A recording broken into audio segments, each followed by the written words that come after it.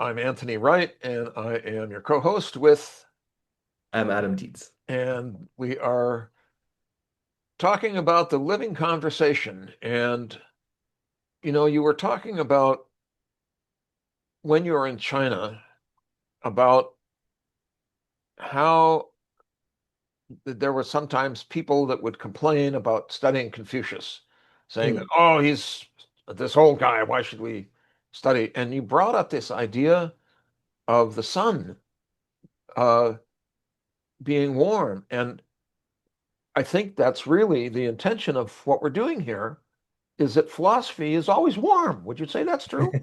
yeah, I mean, absolutely. say more about that, please. It's always relevant. Because it's always good philosophy is always focused on life. Life is always changing. But good philosophers are always trying to help us learn how to live our life well. That's the main thing. And Confucius himself, even himself, he said that he didn't teach anything new. He only transmitted the Oh, wisdom of right. the ancient sage kings who governed the world with music and propriety, the simple method. And he just wanted to bring the warmth of the ancient sage kings' harmonious culture into his own modern times. I think good philosophers take what is best from all the past and try to transmit it into our times. It's in This daily is life. Mm, mm. Yeah. And you know this concept. Maybe you could speak to this. This is our heaven's destiny, right? Yeah, and I really appreciated what Dr. Wu had to say about this, about the difference between fate and heaven's destiny. And heaven's destiny was something that you turn toward rather than saying, "Oh, I'm giving up because my life is fated to be X or Y or Z, and I don't have any control and no choice." But heaven's destiny is to say, "Okay, what seems to be welcoming me? Where do I go to grow the most?" And sometimes that's hard to find because I know for myself, I wanted to go back into what I thought I knew, but that's where the shadow stuff was.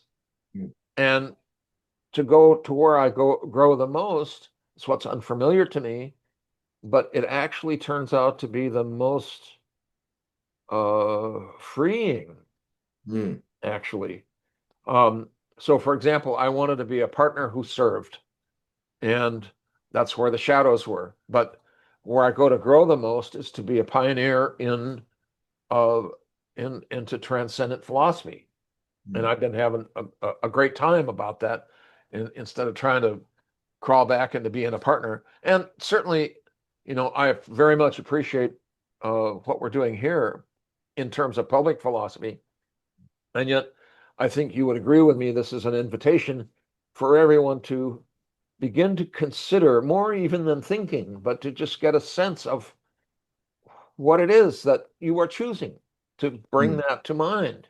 You mm. know, I also was looking at this we talked before we started the show about these Abrahamic Abraham, who was the founder of Christianity, Judaism, and Islam, had these tenets of welcome the stranger, care for the poor, the widow, and the orphan, um, be just and fair in your dealing, that life is special, um, to tell the truth, um, to love thy neighbor, to be humble, Mm. um, and to be for, uh, to forgive others that make errors. And oh, I just had a thought and it escaped. Um,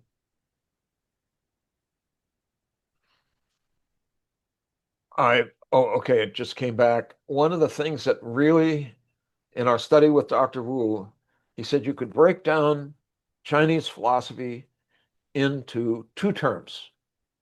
And do you remember this? Yeah, yeah, and definitely. Sincerity and humility. Wow, that's easy. But okay, well, what is sincerity? And Mm, well, what is humility? And I think didn't Dr. Wu do his? um, dissertation on the study of sincerity, which, and to translate that sincerity is yang and humility is yin, and we need both. So didn't Dr. Wu study sincerity? Yeah, I think his Dr. Yi Wu is our mentor from the California Institute of Integral Studies. Yeah, He's a very prominent philosopher in Chinese language and in Taiwan. Yeah. in Taiwan. His dissertation, I think, was Sincerity and the Doctrine of the Mean. I think it was Oh, his, right. he actually, it's a long story, but yes, sincerity and humility are his interpretation of yang energy and yin energy. So we all know yin and yang, but how to practice yin and yang cannot be so abstract. So we've heard of yin and yang. We've seen the Taoist symbol for yin and yang. What is yin and yang? First of all, one of the biggest mistakes that the students have a hard time, that many people have a hard time getting past, is that it's not good and evil. It's just harmony, Right, harmony. right. Well, and I think Star Wars is another example that kind of twisted this. The dark side is bad, but yin and yang in Chinese philosophy, yin energy is just the north face of the mountain. It's just Yeah. it's just fertile. It's where everything can grow. So yin energy is very calm, very soft, dark, receptive. So and for how to practice, we use humility. We use humility. We're very humble. On the flip side, yang energy is very strong, very active. It's the sun, it's growth, it's movement, it's excitement. So, yang energy for us is that we take our deepest mind, our heart, and we put it out and offer it into this world. We speak, we act, we move. This is how to use yang energy for a human being is to use sincerity, be very sincere toward other people and act and move from that space. One of the things also for all of us, for those of you who are watching now, and for us who are making this show, it's entirely dependent upon yin and yang.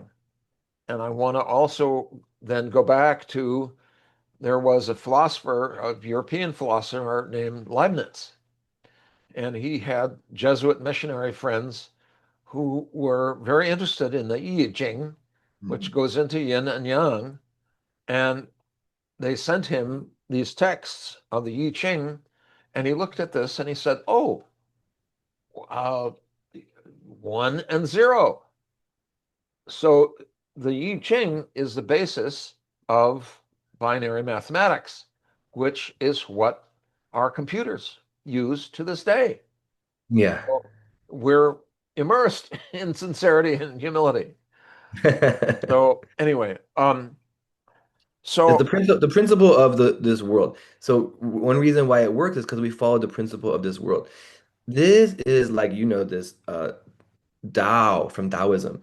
Tao we can't talk about, but Tao can come into this world like energy, qi, qi. We can talk a little more about qi, uh, okay? And qi has two sides of the same coin, yang qi and yin qi. Okay, so for people, we could have yang, sincere energy, or yin, humble energy. So we practice this just to harmonize this world, to harmonize this life.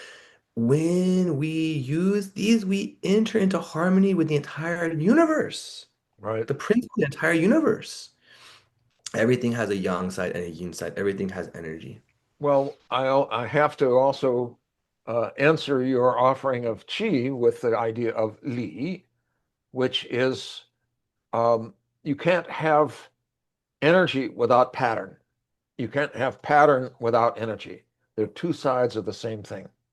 Yes, And and the pattern, say more about pattern for our listeners. well, my study has been in, uh, I really love the beauty of chaos theory, of complexity science, of Mandelbrot sets.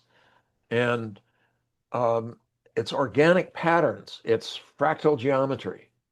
And fractal geometry means a fractional dimension. So, um, in very short, there are 4 dimensions, uh, a point, a line, a plane, and a cube. But what is a signature? Is it just a line? No, it's more than that. Does it cover a whole planar surface? No. It's, but it's in between. And um, I don't have stuff prepared to show on our uh, conversation today. But the thing that was so interesting to me was that one of the things, and fractal geometry in recent time was discovered by Benoit Mandelbrot, who actually, and I recommend to all of our listeners a NOVA, N-O-V-A special from WGBH in Boston. You can find it on the internet, but take a look and search the title. It's called Hunting the Hidden Dimension, and it goes into the establishment of fractal geometry.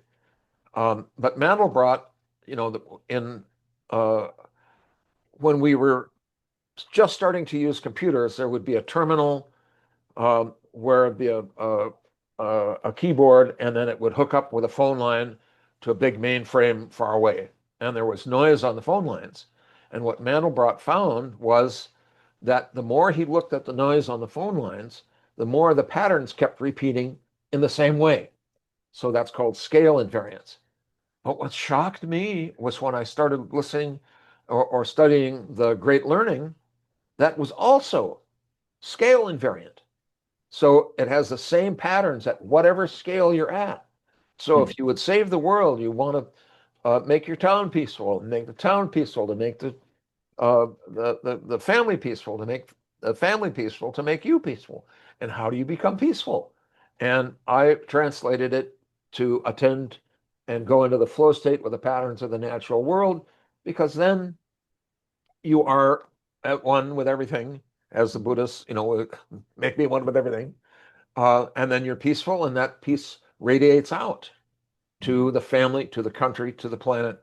And there were two people, and one of them has passed, that has this quality that's palpable. And I would invite people to recall, when you go into a room, you can feel someone's presence like this. But I'm talking about the Dalai Lama and also Pope Francis. You could feel their presence, their peaceful quality. So um, we're coming to the end. Do you have any comments on what I've just talked about? Yeah, after the break, let's look at the Chinese character for pattern and talk about how organic pattern shows up in the natural world in different examples. That's one thing I'm curious about hearing more about after the break. Okay, I'm Anthony Wright, and I am your host today on the Living Conversation. This is about public philosophy, and I'm my co-host. I'm Adam Dietz, and you can contact me at dietzadam@gmail.com, Dietz Adam@gmail.com, or if you prefer and you're active on Instagram, I'm at the dot way between on Instagram. I'm also on Substack, the way between. That's on Substack. That's where almost everything will be filtered through on Substack. You can also search us up on YouTube, but I think those are the best avenues, those first three. So I really appreciate everyone chiming in. Please give us any information that you have about how you've been able to protect yourself, cultivate yourself, grow, flourish in these times. And I'm Anthony Wright, and my website is theonaut, theonaut.com. And it's A as in Apple, S as in Sam, W as in William, numeral 2, N as in Nora, R as in Robert. I'll say that again, ASW2NR at theonaut.com, or you can make a comment directly on my website.